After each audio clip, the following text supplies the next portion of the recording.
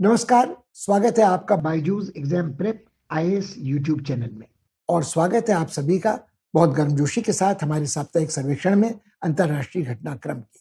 हमारा प्रयास यह रहता है कि हम एक दृष्टिपात करें, संक्षिप्त ही सही, उन सारी घटनाओं पर, मुद्दों पर, व्यक्तियों पर जो अंतर्राष्ट्रीय राजनीति को प्रभावित करते हैं, हमारी विदेश नीति को, हमारी राष्ट्र नीति को प्रभावित करते हैं। शक्ति समीकरण जो बदलते हैं वो इनके अनुसार ही बदलते हैं। और पिछला हफ्ता काफी दिलचस्प रहा है और चिंताजनक भी रहा है।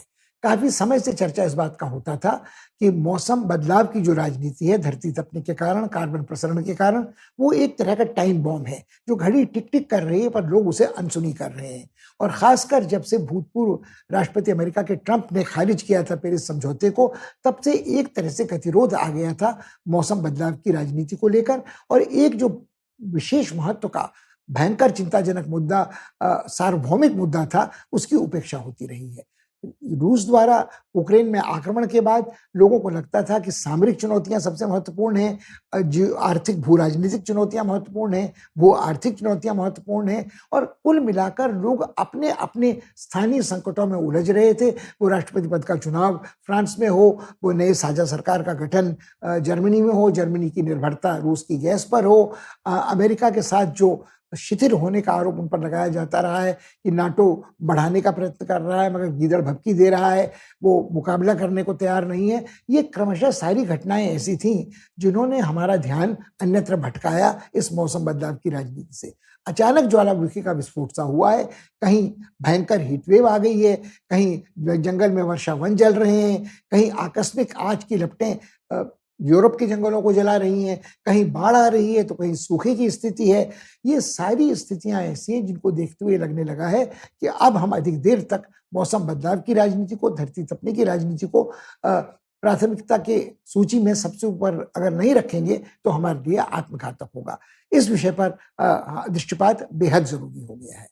इसके अलावा अनेक स्तरों पर कुछ तेज राजनयिक घटनाक्रम चला है, जिनमें एक प्रमुख राजनयिक सम्मेलन था जब पुतिन ने, जो अब तक अपने देश के बाहर नहीं निकले थे यूक्रेन में सैनिक आक्रमण के बाद, वो पहली बार तेहरान पहुंचे मिलने के लिए अयतुल्लाह खमैनी से, जो वहां के सर्वोच्च नेता हैं। और एक तरह से ये बात साफ हो रही थी कि जो अमेरिका जिन दो देशों पर सबसे अधिक कड़े आर्थिक प्रतिबंध लगातार लगाते जा रहा है, ईरान पर या रूस पर, वो दोनों अब एकजुट हो गए हैं। और जिस तरह से ईरान को शत्रु मानकर इजराइल की पीठ पर अपना वरद हस्त रखे है अमेरिका, और इजराइल धौंस धमकी देने में निरंतर लगा रहता है ईरान को, तो क्या यहाँ अब तनाव बढ़ेगा इसके कारण?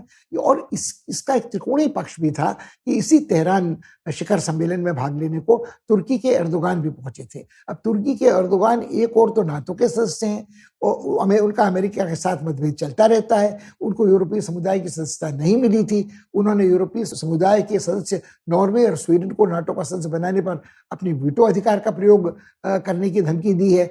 तो कहीं ना कहीं उनकी जो भू राजनीतिक स्थिति तुर्की की है, वो अपने आर्थिक संकट के बावजूद उनको ये मौका दे रही है कि जब तक यूक्रेन का संकट चल रहा है, वो अपनी भू राजनीतिक स्थिति का फायदा उठाते हुए रूस के साथ अपने संबंधों में सुधार करने, और तुर्की का लक्ष्य ये था कि सीरिया में उनको ये मौका मिल जाए कि वो कुर्दों के ऊपर, कुर्दों के द्वारा अधिकृत जमीन पर अपना कब्जा कर लें। एक पक्ष ये था।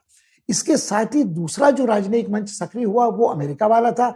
बाइडेन ने यात्रा की इजराइल की, बाइडेन ने यात्रा की सऊदी अरब की, और अब्राहम समझौते के बाद से जो एक नया शक्ति संदर्भ यहाँ उभर रहा है इस मध्य एशिया में, उसमें उनका ये मानना था कि पहले वो कहते थे कि हम कड़े आलोचक हैं सऊदी अरब के मानवाधिकारों के हनन के, खासकर जब से अमेरिकी पत्रकार खशोगी की हत्या हुई थी। मगर इस बार उनको अपना आत्मसम्मान घूंट कर पीना पड़ा, और वो जब गए तो उन्होंने हाथ मिलाया नहीं, भले ही मोहम्मद बिन सलमान के साथ, मगर मुट्ठी में मुट्ठी मिलाकर कम से कम एक तरह से ये सूचित किया कि अमेरिका ये मानने को तैयार है कि उसको सऊदी अरब के साथ अपने संबंधों को पुनर्परिभाषित तो करना होगा, और बहुत देर तक इस तरह की मनमुटाव की स्थिति नहीं चल सकती है। वो इजराइल भी गए, और इजराइल जाने के समय इजराइल की राजनीतिक स्थिति, हम इसका चर्चा कर चुके हैं, अस्थिर हो चुकी थी। लापिड प्रधानमंत्री बन चुके थे, वहां चुनाव जब तक अक्टूबर में नहीं होते स्थिति लगभग ऐसी ही रहेगी। मगर इससे एक बात और पता चली है कि एक और राजनयिक गतिविधि जो तेज इस क्षेत्र में हुई है वो I2U2 है। अब I2U2 क्या है? I2 में जो दो आए हैं उनमें एक इंडिया है, भारत है, और एक इजराइल है। और U2 में जो है एक यूएई खाड़ी के अरब देश हैं और एक यूएसए है। कुछ लोगों ने इसे पश्चिमी क्वाड का नाम भी दिया है और एक तरह से जो अमेरिका का उद्देश्य, मकसद, सामरिक लक्ष्य है वो ये है कि चीन को संतुलित किया जा सके दक्षिणी सागर में ऑकूस के द्वारा, और क्वाड्स बरकरार है वहाँ, और भारत को एक सांत्वना पुरस्कार के रूप में एक क्वाड्स यहाँ में शामिल कर लिया जाए, और जो भारत के रिश्ते इजराइल के साथ निरंतर घनिष्ठ और आत्मीय हो रहे हैं वो और प्रगाढ़ हो सके। यूएई के साथ भी भारत के रिश्ते बहुत अच्छे हैं। तो कैसे ये राजनीतिक घटनाक्रम प्रभावित करेगा अंतर्राष्ट्रीय राजनीति को, ये देखने लायक होगा। इस सब का चर्चा हम करेंगे इस बार।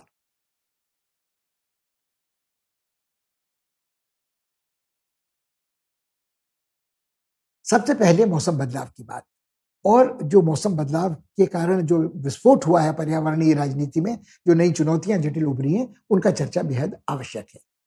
अब तक एक विडंबना यह थी कि जब भी मौसम बदलाव की राजनीति की बात होती थी, तो विकसित देशों को, संपन्न देशों को ये लगता था कि ये समस्या उनकी नहीं है। नाम लेने को ये समस्या उनकी है, मगर ये जीवन मरण का प्रश्न सिर्फ उन छोटे-छोटे द्वीपों के लिए है, जो प्रशांत महासागर में स्थित हैं, या उन तटवर्ती देशों के लिए है, अफ्रीका में, लातिन अमेरिका में, एशिया में, जहां अगर समुद्र के जल का स्तर ऊंचा उठता है, तो आंतरिक विस्थापन का संकट पैदा हो सकता है और जल प्लावित क्षेत्र हो सकते हैं, और इसके कारण राजनीतिक अस्थिरता पैदा हो सकती है।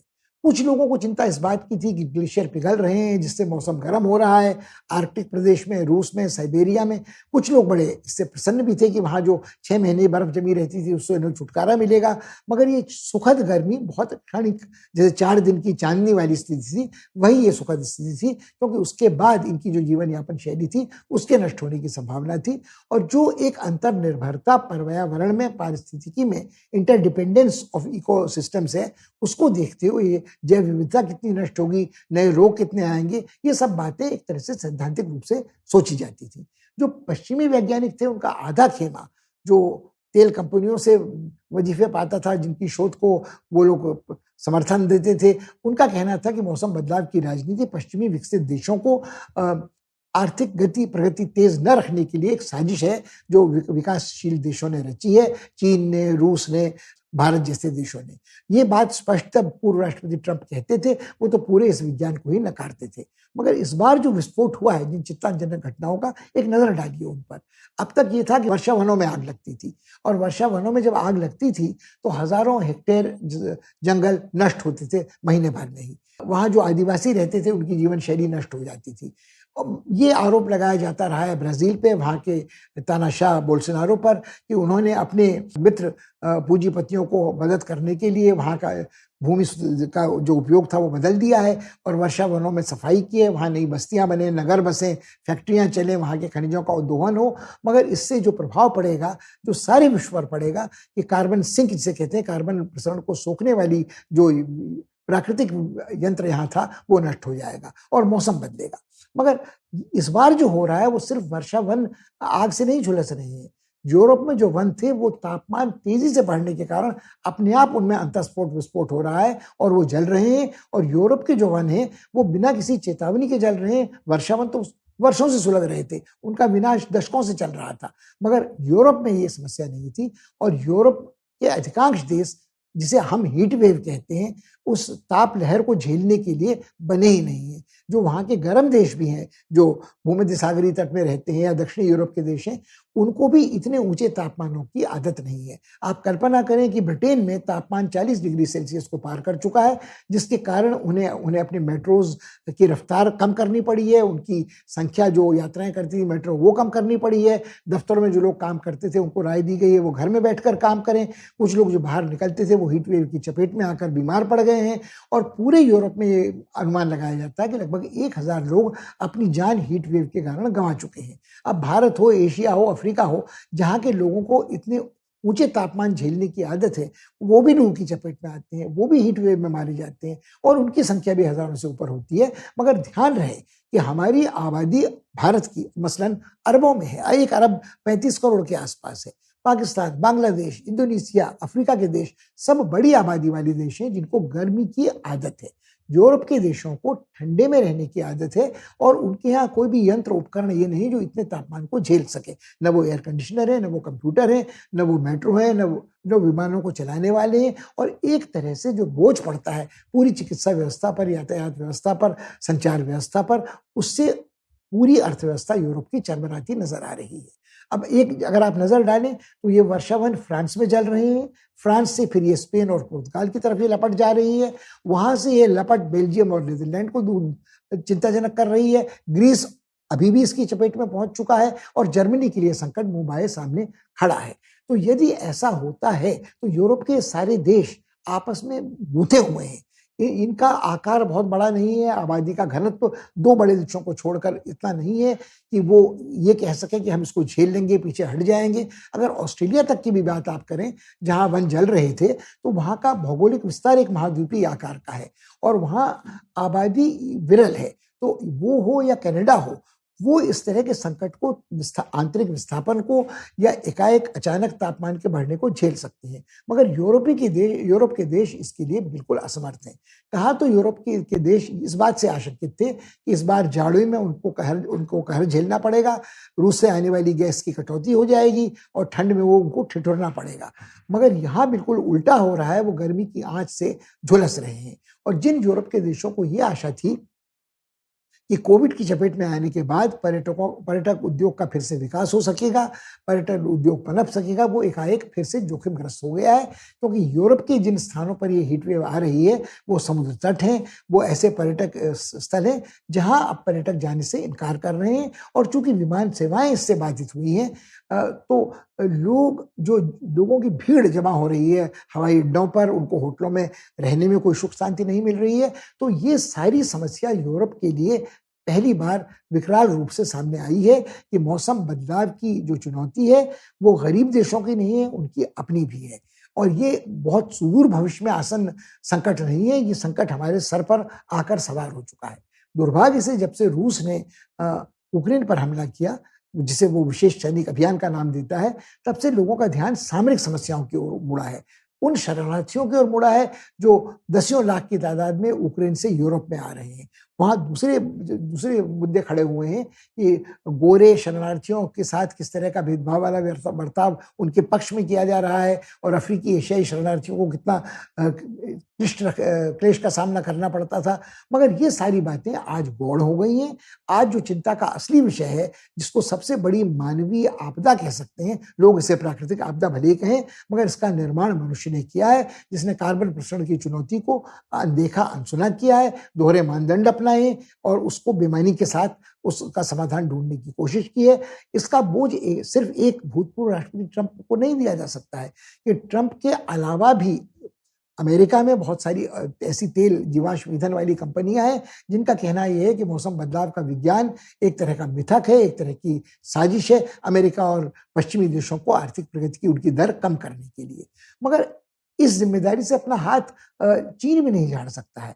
बड़ी आबादी वाला देश है जो बड़े पैमाने पर अपनी आर्थिक प्रगति को तेज रखने के लिए कोयले का उपयोग करता है, अपने कोयले का उपयोग करता है, आयातित कोयले का उपयोग करता है और कार्बन प्रसरण में भले ही प्रति व्यक्ति कम हो मगर आबादी बड़ी होने के कारण उसका योगदान भी रहता है। भारत के लिए भी समस्या बनी रहती है कि एक स्तर पर भारत के पास कोयले के भंडार हैं, भारत कोयले का आयात भी करता है और भारत का ये भी कहना है कि उसको इस समय उस आर्थिक प्रगति के मार्ग पे उसकी गति को अवरुद्ध नहीं किया जाना चाहिए जिसको औपनिवेशिक काल से लगातार बाधित किया गया है। हाँ, जहां तक भारत के प्रधानमंत्री का प्रश्न है, उन्होंने निश्चय ही एक दूरदर्शी राजनय का प्रदर्शन इस क्षेत्र में किया है। उन्होंने हर बार पहल की है पेरिस समझौते से लेकर आज तक कि कार्बन प्रसरण को रोकने के लिए जो वैकल्पिक स्वच्छ सतत ऊर्जा के साधन है उनको विकसित किया जाए। उन्होंने अंतर्राष्ट्रीय सोलर गठबंधन तैयार किया है, वो वायु ऊर्जा पवन ऊर्जा की बात करते हैं और उन्होंने अनेक बार ये कहा है कि स्वच्छ ऊर्जा यदि हम परमाणविक साधनों से भी प्राप्त कर सकते हैं तो शायद हमें उसका उपयोग करना चाहिए। मगर इसके बारे में कोई वैश्विक सर्वसहमति नहीं बन सकी है। जापान परमाणविक ऊर्जा के विपक्ष में है, जर्मनी परमाणविक ऊर्जा के विपक्ष में है और जर्मनी ने हाल ही में कोयले को प्राथमिकता देनी शुरू कर दी है, जिसके तनाव उसके आंतरिक समझौता सरकार पर भी देखने को मिलते हैं। मगर जो दुनिया के अधिकांश देश हैं जो अफ्रीका के देश हैं, तटवर्ती देश हैं, उनके पास न तो ये इतने साधन हैं कि वो वैकल्पिक सतत ऊर्जा को अपना सकें, और जैसा हमने पहले कहा, कहीं बाढ़ है तो कहीं सूखा है। ये संकट मौसम बदलाव की राजनीति से जो बदल रहा है, इससे जो अस्थिरता, सामाजिक विस्फोट की स्थिति पैदा हो रही है, उसको आप सामरिक चुनौती से कम महत्वपूर्ण नहीं समझ सकते हैं। अब दुखद स्थिति ये है कि जिस समय संयुक्त राष्ट्र संघ के महासचिव गुटेरेस ये घोषणा करते हैं कि ये एक ऐसी सार्वभौमिक समस्या है जिसका समाधान हम सबको एक साथ करना है। यदि हम एक साथ इसका समाधान नहीं ढूंढते हैं तो हम एक साथ आत्मघात कर रहे होंगे।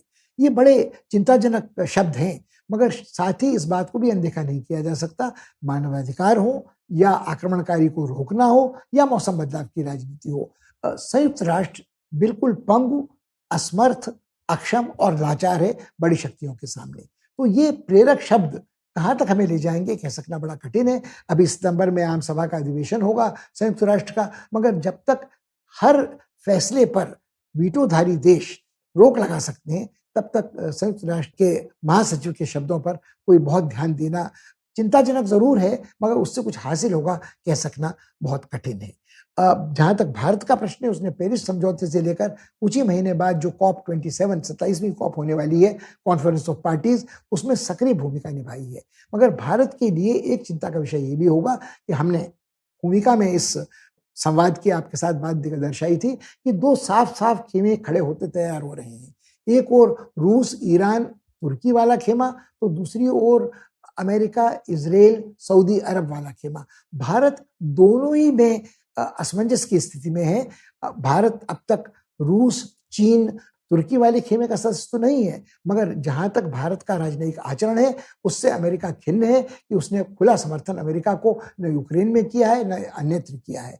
तो ये जो राजनयिक मंच बन रहे हैं, पश्चिमी क्वाड, एक तिकड़ी ईरान, रूस और चीन की, इस सब को देखते हुए ये कहना बड़ा कठिन है कि आने वाले दिनों में हम इस संकट का सामना समझदारी के संग करेंगे, मगर यदि समझदारी के संग नहीं करेंगे तो बहुत देर हो चुकी होगी, और फिर अंग्रेजी मुहावरे में जिसे टिपिंग पॉइंट कहते हैं, उसके बाद शायद वापस लौटना संभव नहीं होगा। तो यदि सर्वनाश के कगार से हमें बचना है तो मौसम बदलाव की राजनीति हमारी प्राथमिकता सूची में अंतर्राष्ट्रीय संबंधों की, विदेश नीति की सर्वोपरि रहनी चाहिए।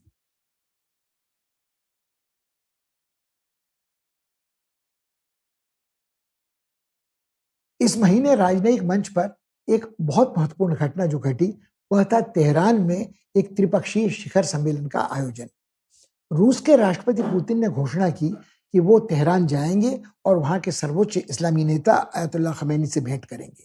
ये पहली ऐसी यात्रा थी जो पुतिन यूक्रेन में सैनिक हस्तक्षेप के बाद कर रहे थे, पहली बार अपने देश के बाहर निकल रहे थे। इससे इस बात का अंदाजा लगाया जा सकता है कि इस यात्रा को वो कितना महत्वपूर्ण समझते हैं और ईरान को रूस की विदेश नीति के लिए कितना अहम साथी, साझीदार समझते हैं। इसके दो कारण बिल्कुल स्पष्ट हैं। उसका एक कारण तो यह है कि संसार में जो दो देश, चीन के साथ तो वाणिज्य युद्ध चलता रहा है, मगर एक तरह का उसमें नरमी का रुख भी बीच बीच में देखने को मिलता है, निर्भरता के कारण, सप्लाई चेन के कारण, अमेरिका की और यूरोप की। मगर जहां तक रूस और ईरान का प्रश्न है, इन दो देशों को ही सबसे सख्त आर्थिक प्रतिबंधों का सामना करना पड़ा है, और इसी कारण जो ईरान और रूस हैं, उनके लिए एक मजबूरी भी बनती है और एक चुनौती भी बनती है कि वो दुनिया को ये दिखाएं कि अमेरिकी आर्थिक प्रतिबंधों को झेला जा सकता है, उसके बावजूद वो अपना वजूद बचाए रख सकते हैं, और अमेरिकी जो वित्तीय व्यवस्था है वो स्विफ्ट की है या डॉलर सिस्टम है एक्सचेंज का, जो ब्रिटेन वुड्स के बाद अमेरिका ने लागू किया है पूरे विश्व में, उसके समानांतर एक कोई व्यवस्था खड़ी की जा सकती है। लगातार आर्थिक प्रतिबंधों के बावजूद ईरान ने अपने तेल का निर्यात रूस के माध्यम से चीन को किया है। रूस और चीनी पोतों की मदद से दक्षिण अमेरिका के देशों तक उसको पहुंचाया है। खाड़ी देशों के रास्ते भी वो देश बीच में तेल को इधर उधर करके पोत ले गए हैं। ये सारी बातें इस तरह की हैं। कुछ इस तरह के समाचार भी सुनने को मिले हैं कि ईरान कुछ ड्रोन्स रूस को दे रहा है।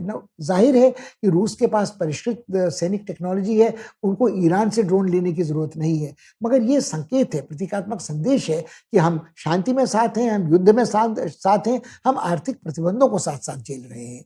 और इसी तरह से अगर देखें आप, तो इसका एक और पक्ष है वो ये है कि जो तुर्की इसका तीसरा राजनयिक मंच में भाग लेने के लिए पहुंचा हुआ है, उसकी भूमिका बड़ी विचित्र है कि तुर्की ने रूस से S-400 anti aircraft missile batteries खरीदी, और जब खरीदी तो अमेरिका ने उससे कहा कि यदि वो ऐसा करेगा तो उसका वो अमेरिका के साथ सहकार की अपेक्षा नहीं रख सकता है। वो नाटो का सदस्य भले ही हो, वहाँ F-35 संयुक्त एक उपक्रम में जो लड़ाकू विमान बनाने की योजना थी उसे खारिज कर दिया गया, मगर इसका कोई असर तुर्की पर नहीं पड़ा।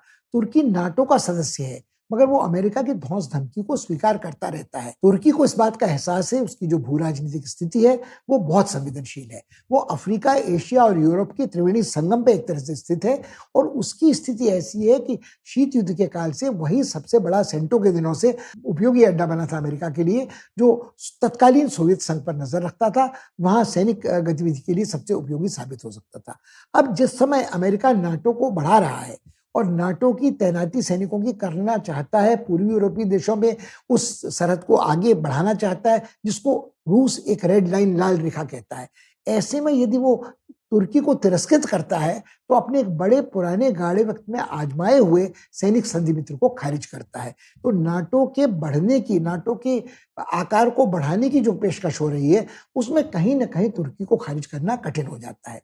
एक पक्ष और है कि तुर्की एक ऐसा देश है जो एक मुसलमान देश तो है, मगर वहां जो इस्लाम का स्वरूप है वो कट्टरपंथी वहाबी जो सऊदी इस्लाम है या ईरान का जो शिया इस्लाम है, उसकी तुलना में पश्चिमी देशों को अधिक आधुनिक, अधिक पश्चिमी देश लगता है तुर्की। हाँ, वहां कट्टरपंथी है, वहां शासन इस्लामी है, वहां क्रमशः शरीयत का लागू होना एक तरह से शुरू हो चुका है कि जब से एर्दोगान का शासन हुआ है तब से उनके खिलाफ अधिक उग्र कट्टरपंथी इस्लामी विद्रोह भी हुआ है, कुछ सैनिक तख्तापलट की कोशिशें भी हुई हैं, मगर उसको वो सब कुछ को पचा गए हैं। एक बात देखने लायक ये है कि तुर्की इस समय भयंकर आर्थिक संकट के दौर से गिर रहा है, उसका मुद्रा का स्खलन हो रहा है, मगर तुर्की में उस तरह की भुखमरी या उस तरह की सामाजिक विषमता पीड़क नहीं है जिसमें आप ये कह सकें कि जिस तरह का देखने को मिलता है कुछ अन्य एशियाई, अफ्रीकी, लातिन अमेरिकी देशों में। यदि वहां आर्थिक व्यवस्था चरमराती है तो राजनीतिक स्थिति बिल्कुल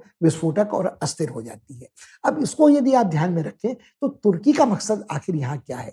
तुर्की का मकसद ये है कि तुर्की ये देख रहा है कि एक और अब्राहम समझौतों के बाद इजराइल अपनी गतिविधियां बढ़ा रहा है खाड़ी देशों में, सऊदी अरब और ओमान से अपने संबंधों का सामान्यीकरण चाहता है, अपनी टेक्नोलॉजी वहां ले जा रहा है। तुर्की भी अपने को टेक्नोलॉजी की दृष्टि से समर्थ देश मानता है।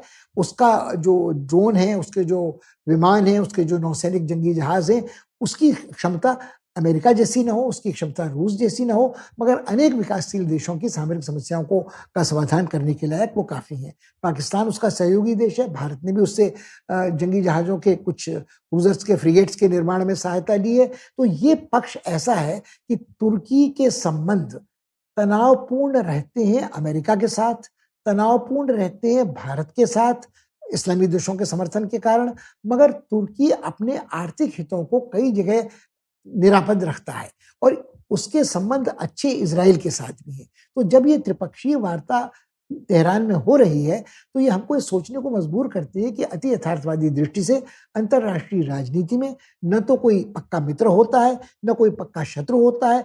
कुछ आंशिक शत्रुता, बैर भाव चलता रहता है, कुछ मैत्री न हो सही, कुछ तनाव घट जाता है और ये संबंध निरंतर चलते रहते हैं। रूस के साथ तुर्की के संबंध बड़े विचित्र हैं।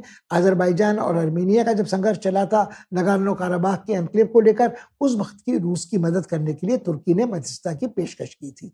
जब दागिस्तान में, चेचनिया में रूस के खिलाफ बगावत फैल रही थी, तब भी तुर्की ने मदद की थी उत्तरी कॉकेशस में रूस की। तो ये कहीं ना कहीं तुर्की का एक अभिप्राय ये है कि सीरिया में कुर्दों को पछाड़ने में, हराने में, वहां से निकालने में रूस और ईरान उसके मददगार बन सके। इसकी संभावना तत्काल नजर नहीं आती क्योंकि सीरिया में जो असद हैं उनके साथ रूस और ईरान के संबंध मधुर हैं।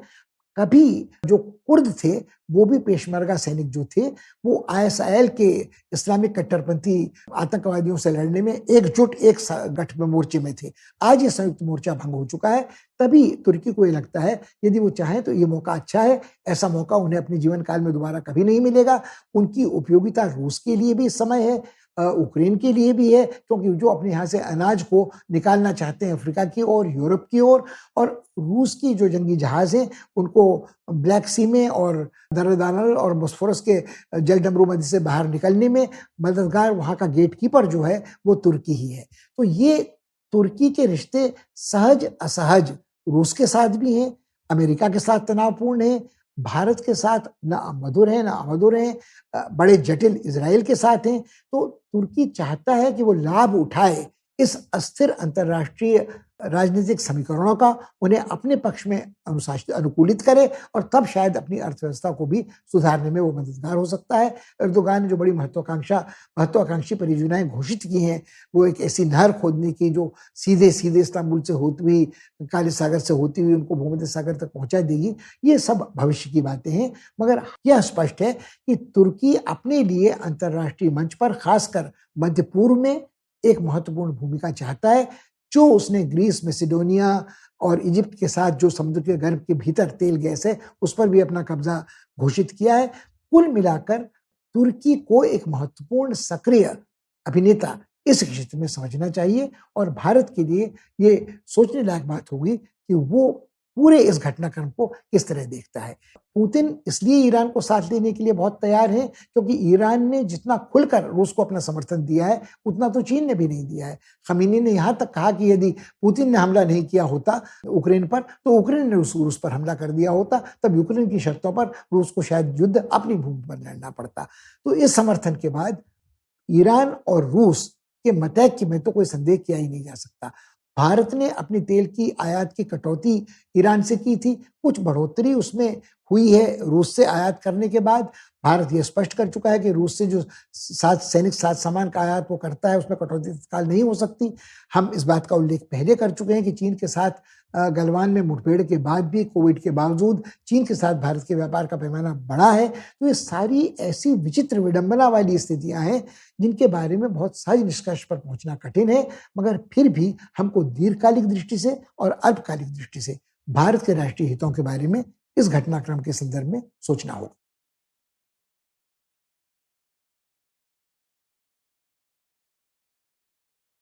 जिस समय पुतिन तेहरान की यात्रा कर रहे थे, उससे कुछ ही दिन पहले अमेरिकी राष्ट्रपति मध्य पूर्व की यात्रा पर निकले थे।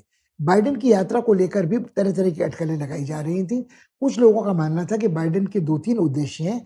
बाइडेन ये इज़राइल जाकर इज़राइली नेतृत्व को ये आश्वस्त करना चाहते हैं कि वहाँ भले ही राजनीतिक अस्थिरता का दौर चल रहा है, लैपिड प्रधानमंत्री बने ही बने हैं, कार्यवाहक प्रधानमंत्री की तरह की उनकी स्थिति है।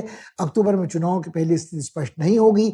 जो संकट फिलिस्तीनियों के साथ चल रहा है, वो जारी रहेगा, मगर अमेरिका का समर्थन फिर भी इज़राइल को निरंतर मिलता रहेगा।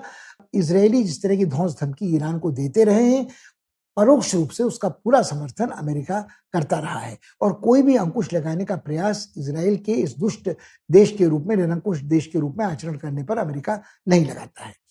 दूसरी अटकलें इस बात को लेकर लगाई जा रही थी कि अमेरिका में जब से बाइडेन राष्ट्रपति बने हैं, उन्होंने कई बार ये बात कही थी कि वो हाथ नहीं मिलाएँगे सऊदी अरब के राजकुमार एमबीएस के साथ, मोहम्मद बिन सलमान के साथ, क्योंकि उनके ऊपर ये आरोप था कि अमेरिकी सऊदी मूल के जो पत्रकार थे खाशोगी, उनकी हत्या तुर्की में हुई थी, सऊदी अरब के दूतावास में बहुत वीभत्स तरीके से टुकड़े-टुकड़े करके नालियों में उनका शव बहा दिया गया था और ये शंका थी कि सारे सूत्र जितने मिलते थे प्रमाण, वो एक ही तरफ इशारा कर रहे थे कि ये ऑर्डर, ये फैसला, ये आदेश सऊदी अरब के राजकुमार युवराज एमबीएस ने दिया है। तो उनका कहना था कि मानवाधिकारों का बिल्कुल भयंकर उल्लंघन है और इसको अमेरिका कभी भी स्वीकार नहीं कर सकता, भले ही ये आदेश उनके किसी संधि मित्र ने दिया हो।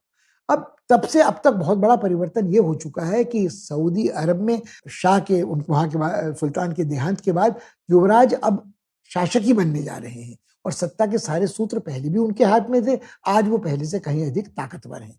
और अमेरिकी तेल कंपनियों का जो निवेश है सऊदी अरब में, क्योंकि अमेरिका के बाद सऊदी अरब ही तेल का सबसे बड़ा भंडार है, जो इस समय उसका शोधन कर रहा है, निर्यात कर सकता है, तो अमेरिका उसको खारिज नहीं कर सकता। सऊदी अरब मुसलमानों के सबसे पवित्र स्थलों का, मक्का और मदीना का संरक्षक भी है, तो एक तरह से वो अपने को नेता मानता है, धार्मिक नेता पूरे इस्लामी जगत का, जिसको शिया लोग भी चुनौती देते हैं, कुछ और लोग चुनौती दे सकते हैं, तुर्की जैसे, मगर इसको अनदेखा नहीं कर सकते और अमेरिका पर यह आरोप निरंतर लगाया जाता रहा है कि अमेरिका मुसलमानों का से द्वेष करती है, मुसलमानों के खिलाफ लड़ाई लड़ रही है। और मगर एक तरह से यदि आप देखें तो उसमें अनेक विरोधाभास हैं। अमेरिका स्वयं मानवाधिकारों का जितना खुल्लम-खुल्ला नग्न उल्लंघन करती रही है, वो अफ़गानिस्तान हो, वो अबू गरीब हो, वो ग्वांतानामे बे का सैनिक कारावास बंदीगृह हो, तो वो अपने सैनिकों को तो अभयदान देती है, अपने साथ लड़ने वाले के सैनिकों को भी रक्षा यथासंभव करती है। मगर जहाँ दूसरा कोई संप्रभु देश कोई इस तरह की हरकत करता है जो अमेरिका को सह्य न हो या उसे अपने हित में न समझे, तो उसकी वो भरसक निंदा करती है, उसे मानवाधिकारों का विषय बना देती है। अब हुआ ये कि तब से अब तक इज़राइल ने अब्राहम समझौतों के बाद अपने संबंधों का सामान्यीकरण शुरू कर दिया है, खाड़ी देशों के साथ भी, ओमान के साथ भी, सऊदी अरब के साथ भी। उसने ये वादा किया है कि वो ऐसी टेक्नोलॉजी इनको देगा जो रेगिस्तान को हरा-भरा कर सकती है, उनको ऐसी टेक्नोलॉजी देगा जो सतत वैकल्पिक ऊर्जा की होगी, हरित ऊर्जा की होगी, ताकि जब जीवाश्म ऊर्जा से इनकी कमाई बंद हो जाएगी, तब भी ये खुशहाल देश बने रहेंगे। उसने ये भी वादा किया है कि वो शांतिपूर्ण परमाणुविक ऊर्जा के उपयोग के लिए एक परमाणुविक संयंत्र भी यहाँ लगा सकता है। पर्यटकों का आना-जाना शुरू हो चुका है, भले अभी बड़े पैमाने पर नहीं है। अब ये सब बिना अमेरिका के वरद हस्त के पीठ पर इज़राइल नहीं कर सकता था। मगर इज़राइल यदि ये कर रहा है तो कहीं न कहीं अमेरिका बिना सामना आए अपने सामरिक और राजनयिक हितों की पूर्ति के लिए यहाँ साझेदारी कर रहा है। अब एक बात आप और ध्यान में रखें तो लोग ये अटकलें लगा रहे थे कि जब बाइडेन वहाँ आएँगे तो बार-बार वो घोषणा कर रहे थे, मैं हाथ नहीं मिलाऊँगा एमबीएस से, वो हाथ मिलाएँगे कि नहीं मिलाएँगे? तो जब फ़ोटें खींची तो बाइडेन ने हाथ तो नहीं मिलाया, मगर जिसे बम्प करना कहते हैं जो कोविड में बड़ा लोकप्रिय हुआ है, उन्होंने अपना मुक्का बाँधा, एमबीएस ने अपना मुक्का बाँधा और दोनों ने एक-दूसरे के मुक्के आपस में टकरा लिए और यही हाथ मिलाने के समकक्ष हो गया। मगर इसका प्रतीकात्मक महत्व कोई भूला नहीं कि बाइडेन को सऊदी अरब की यात्रा करनी पड़ी, एमबीएस से मुलाकात करनी पड़ी और एमबीएस जो बात पहले कहते थे वो निरंतर उसी बात को दोहराते रहे हैं कि वो तो उनके कुछ गुप्तचर विभाग के रोग सदस्य थे, दुष्ट हाथी सदस्य थे जिन्होंने अपनी मनमर्जी से खशोगी की हत्या की थी, ये गलतफहमी पालते हुए कि युवराज ऐसा करना चाहते हैं। अब इस बात को लेकर भी बहस बाइडेन की यात्रा के दौरान बढ़ चलती रही कि उन्होंने एमबीएस के साथ इस बारे में बातचीत की थी कि नहीं की थी। बाइडेन का कहना था कि उन्होंने युवराज से बात कही थी कि इस तरह की बात को अमेरिका स्वीकार नहीं कर सकता, इसकी पूरी जाँच आदि होनी चाहिए। मगर इस समय एमबीएस का आत्मविश्वास बहुत बढ़ा हुआ है, क्योंकि उन्होंने जो युद्ध शुरू किया था दक्षिणी यमन में, उसमें कोई बहुत चिंताजनक परिवर्तन इस समय नहीं हो रहा है। ईरान खुद फँसा हुआ है, हाउदी इस समय प्रहार न खाड़ी कुछ महीने पहले उन्होंने किया था अबू धाबी पर, वो अब नहीं चल रहा है। वहाँ स्थिति कुछ तनाव घटा है। और उन्होंने अपने राज्य में कुछ आधुनिकीकरण की सूचनाएँ की हैं, महिलाएँ गाड़ियाँ चला सकती हैं, कुछ सार्वजनिक स्थानों में नौकरियाँ कर सकती हैं।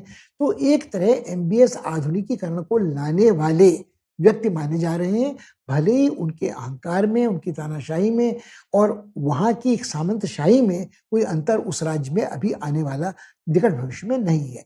मगर बाइडेन को ये स्वीकार करना पड़ा कि उनका काम बिना सऊदी अरब के नहीं चल सकता है, उनको कोई न कोई रिश्ता बरकरार रखना पड़ेगा एमबीएस के साथ। तो जब उन्होंने कहा कि मैंने एमबीएस से बात की है, तो तत्काल सऊदी अरब के विदेश मंत्रालय से प्रवक्ता ने कहा कि नहीं ऐसी कोई बातचीत नहीं हुई थी। तो ये तो फिर बहुत शर्मनाक बात थी, तो फिर व्हाइट हाउस के प्रवक्ता को ये कहना पड़ा, नहीं, बात भले ही सीधे-सीधे नहीं कही गई थी, अप्रत्यक्ष रूप से बात उनको जता दी गई थी। तो कुल मिलाकर इस यात्रा को यदि आप कहें, तो आप कह सकते हैं कि इसका प्रभाव बहुत फीका रहा। इसकी कोई तुलना पुतिन की तेहरान यात्रा से नहीं की जा सकती है। इसकी अब्राहम समझौतों से भी यात्रा से नहीं की जा सकती है। कहीं न कहीं एक बार बाइडेन फिर स्वदेश लौट गए हैं और उनकी चिंता का प्रमुख विषय वही रहेगा कि उनका बहुमत कितना कम है सेनेट में, उनके सर्वोच्च न्यायालय ने उनके खिलाफ कितने फैसले दे रखे हैं, वो मौसम बदलाव के विरुद्ध हों, वो हथियार बंदी के पक्ष में हों या वो गर्भपात के विरोध में हों। इसके अलावा जो वहाँ अनेक राज्यों में चुनाव हो रहे हैं, कहीं गवर्नर का, कहीं सेनेटर का, कहीं हाउस ऑफ रिप्रेजेंटेटिव का, उस पे उनका ध्यान अटका है कि डेमोक्रेटिक पार्टी का भविष्य क्या होगा और कहीं न कहीं 2024 के राष्ट्रपति चुनाव पर उनकी नज़र टिकी रहेगी। वो निरंतर उनकी उम्र बढ़ती जा रही है, उनकी तेज़ी फुर्ती से काम करने की क्षमता घटती जा रही है और अमेरिका की आर्थिक विकास की जो मंदी है, उससे मुक्ति होती देश को नज़र नहीं आ रही है। तो ये कल्पना करना कठिन है कि पश्चिमी एशिया में या मध्य एशिया में भी या अरब जगत में सीधे-सीधे बाइडेन का हस्तक्षेप कोई निर्णायक भूमिका निभा सकता है।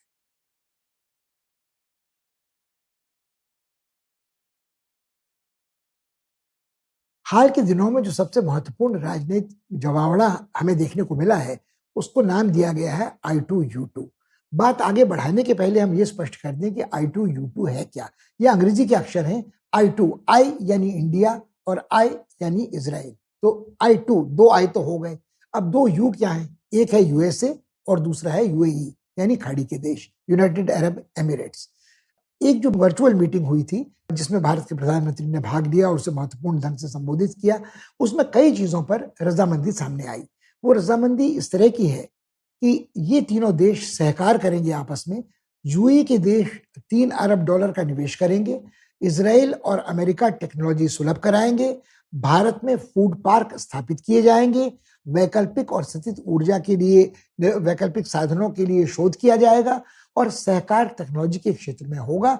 और इसका लाभ ये होगा कि जो दुनिया के अनेक देश आज खासकर यूक्रेन युद्ध के कारण खाद्य संकट से जूझ रहे हैं, उनकी खाद्य समस्या का समाधान होगा।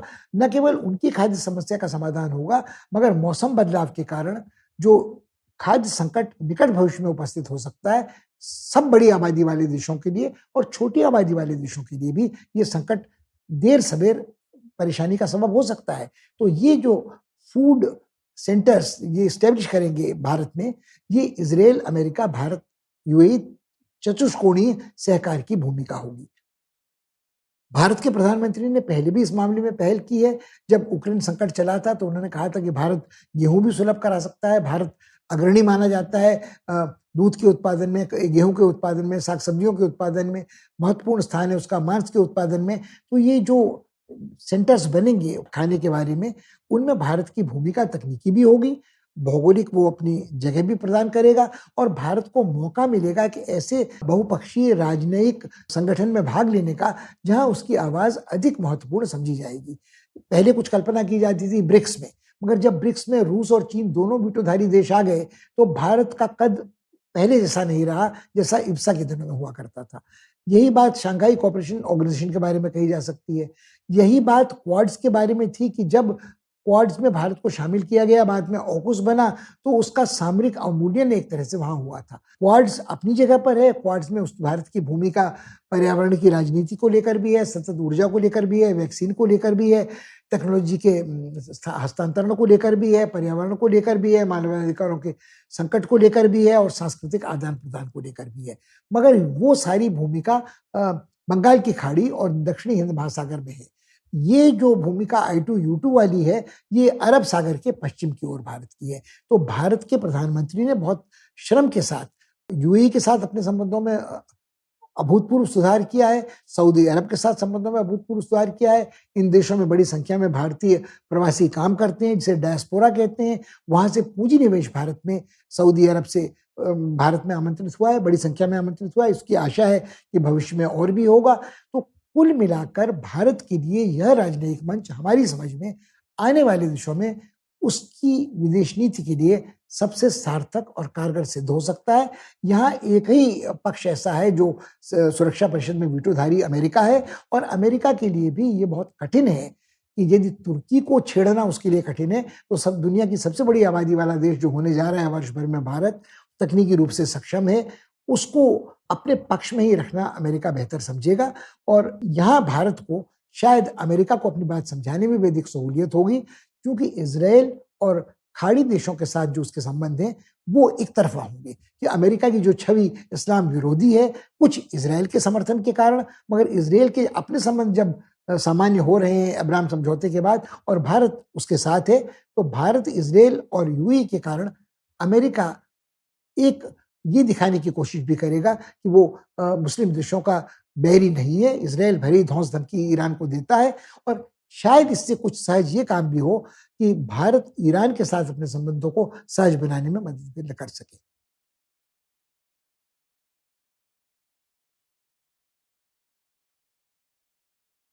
इस बार इतना ही। हर बार की तरह हम आपको फिर वही राय देंगे कि जो चर्चा हमने आपके साथ किया है उसको दोहराएँ और दोहराने में एक विशेष बात का ध्यान रखें इस बार कि जो मौसम बदलाव की राजनीति है उसको टुकड़े-टुकड़े, मुद्दे-मुद्दे में तोड़कर भी समझने की कोशिश करें कि वर्षा वनों का विनाश क्या होता है। मौसम बदलाव से जो घटनाएँ होती हैं, बाढ़ या सूखा या अकाल, वो क्यों होते हैं? जो ताप लहर बढ़ी है, वो क्यों पैदा हो रही है? और इनका आपस में परस्पर संबंध क्या है। वो देश जो नहीं तैयार थे इस तापमान के बढ़ने के लिए, अचानक इस ज्वालामुखी के विस्फोट के बाद उसके लावा की चपेट में आ रहे हैं। इसका क्या प्रभाव उनकी अर्थव्यवस्था पर पड़ेगा, इसका क्या प्रभाव उनकी अर्थव्यवस्था पर पड़ने के बाद हमें प्रभावित करेगा और किस हद तक अब इसको प्राथमिक सूची से अलग टाला जा सकता है। साथ ही ये बहुत अच्छा मौका है आपके लिए दोहराने के लिए मौसम बदलाव की राजनीति से जुड़े सभी शिखर सम्मेलनों की प्रमुख बातों को याद रखने का, कहाँ प्रगति हुई है, कहाँ नहीं हुई है और कुछ महीनों बाद जब अक्टूबर में कॉन्फ्रेंस ऑफ पार्टीज की 27वीं बैठक होगी तो क्या मुद्दे वहां तब सामने आ सकते हैं। आज ये मुद्दा सामरिक महत्व का उक्रेन की युद्ध और शांति से या शरणार्थियों के मुद्दे से कम नहीं है। ये मानवीय संकट, मानवीय आपदा, प्राकृतिक आपदा, इसे कुछ भी नाम दें, बेहद महत्वपूर्ण है। इसके बाद चर्चा करें तेहरान में संपन्न उस शिखर सम्मेलन की, इसमें पुतिन ने भाग लिया खमेनी के साथ और ये तुर्की एक तरफ से उसमें हाशिए से था मगर फिर सक्रिय हो गया। तो ये एक नया ब्लॉक, एक नया पक्ष, नया खेमा उभर रहा है और आने वाले दिनों में यदि चीन को भी इसमें शामिल कर लें तो भारत भले इस खेमे से बाहर है मगर भारत के संबंध अच्छे रूस के साथ हैं, चीन के साथ व्यापार का पैमाना बहुत बड़ा है। तो इस राजनयिक मंच में जो भी बातें तय होती हैं उनका क्या प्रभाव पड़ता है बाइडेन की पश्चिम एशिया यात्रा पर या उन दोनों का क्या तुलनात्मक प्रभाव भारत पर पड़ता है। मगर सबसे महत्वपूर्ण बात यह है कि अंतर्राष्ट्रीय राजनीति में अलग अलग मंचों पर जो राजनय होता है उनके अंतर संबंध समझने की जरूरत है। तो I2U2 को आप एक प्रिज्म के रूप में इस्तेमाल करें जिससे सफेद रोशनी कई रंगों में विभाजित होती है और I2U2 के माध्यम से आप तेहरान को समझने की कोशिश करें, बाइडेन की यात्रा को समझने की कोशिश करें। अभी इतना ही, अगली बार मुलाकात होने तक नमस्कार, धन्यवाद।